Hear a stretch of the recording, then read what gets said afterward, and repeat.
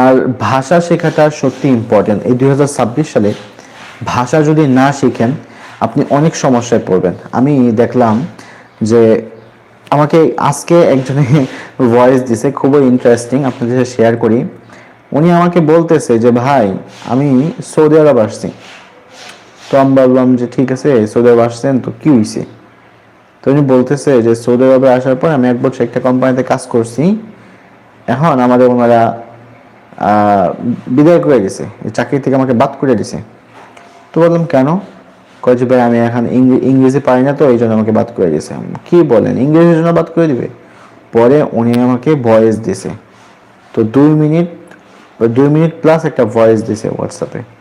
তো ওনার সাথে আলহামদুলিল্লাহ কথা হচ্ছে। উনি বলতেছে আমার ইংরেজি শেখাটা অনেক ইম্পর্টেন্ট, অনেক জরুরি, আমাকে যেমনি হোক শেখান, আমি শিখতে চাই। তো আলহামদুলিল্লাহ সে আমাদের সাথে যুক্ত হবেন।